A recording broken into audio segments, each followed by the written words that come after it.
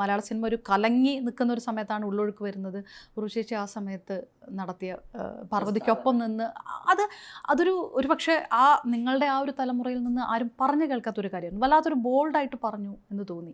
എൻ്റെ ഒരു അനുഭവങ്ങളിലൂടെ എൻ്റെ ടീനേജ്, എൻ്റെ കോളേജ് സ്കൂളും ഒക്കെ ഇവിടെ, ഹൈസ്കൂളായപ്പോൾ ഞാൻ ബേബി ആർട്ടിസ്റ്റായിട്ട് വന്നതാണ്. അപ്പോൾ എൻ്റെ അനുഭവങ്ങൾ കൂടുതലും ഇവിടെയാണ്, പുറത്തല്ല. അപ്പോൾ എനിക്ക് പറയാൻ പറ്റുന്നത് ഇവിടെയേ ഉള്ളൂ. അത് ഒരു ചോദ്യം ചോദിക്കും, എന്നോട് അങ്ങനെ ആരും പെരുമാറിയിട്ടില്ല, ഇവിടെ ഒന്നും ആരും അങ്ങനെ പെരുമാറാറില്ല എന്ന് പറയുന്നതൊരു മോശം ഉത്തരമാണ്, അസത്യവുമാണ്. സിനിമയിലുള്ളവരെക്കുറിച്ച് മോശമായിട്ട് ഞാൻ പറയുമ്പോൾ ഞാൻ മലനിർന്ന് തുപ്പുന്ന പോലെ ആവുള്ളൂ. പക്ഷേ ഇതൊന്നും നടക്കാത്ത സ്ഥലമാണെന്ന് പറഞ്ഞാൽ എന്തോ മാനസികമായിട്ട് സിനിമാക്കാർക്ക് കുഴപ്പമുണ്ടെന്ന് അർത്ഥം വരും. ഞങ്ങൾക്കും ഇല്ലേ പ്രണയങ്ങൾ, വിചാരവികാരങ്ങൾ ഞങ്ങൾക്കും ഇല്ലേ? അത് എവിടെ ബലം പ്രയോഗിക്കുകയോ അപമാനിക്കാൻ ശ്രമിക്കുകയോ ചെയ്യുമ്പോഴേ എവിടെയും പരാതിയാവുന്നുള്ളൂ.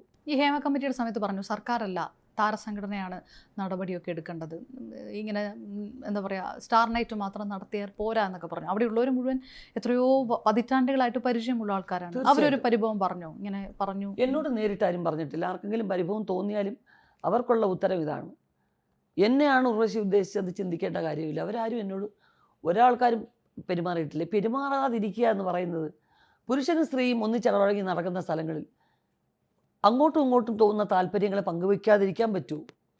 രണ്ടുപേർക്കും താല്പര്യമുള്ളെങ്കിൽ ആർക്കും പരാതിയില്ല. ബലമായിട്ട് നമ്മളെ അതിലേക്ക് നയിക്കാൻ ശ്രമിക്കുന്നു, നമ്മളെ അപകടപ്പെടുത്താൻ ശ്രമിക്കുന്നു, എങ്കിലല്ലേ അവിടെ പ്രശ്നമുള്ളൂ. അത്തരക്കാരും ഇവിടെ ഉണ്ടായിരുന്നു എന്നുള്ളത് നമുക്കറിയാം എന്ന് മാത്രമേ പറഞ്ഞുള്ളൂ. പക്ഷെ ഒരു നിലപാടെടുക്കുമ്പോൾ അത് വ്യക്തിത്വത്തോടുകൂടി ഉള്ള സംസാരങ്ങൾ പ്രേക്ഷകർ പ്രതീക്ഷിക്കും, ഒരു ഉത്തരവാദിത്തമായിട്ടുള്ളൊരു മറുപടി പ്രതീക്ഷിക്കും.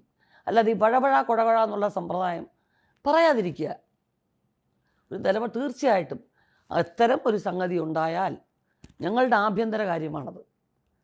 അത് നിങ്ങളുടെ മുമ്പിൽ വെച്ചാവണമെന്നില്ല. പക്ഷേ അതിൽ ഞങ്ങൾക്ക് ഞങ്ങളുടേതായിട്ടുള്ള നിലപാട് ശക്തമായിട്ടെടുക്കും എന്ന് പറയണമെന്നേ ഞാൻ പറഞ്ഞുള്ളൂ. അത് അപ്പോഴും ഇപ്പോഴും എപ്പോഴും എൻ്റെ അഭിപ്രായം അത് തന്നെയാണ്.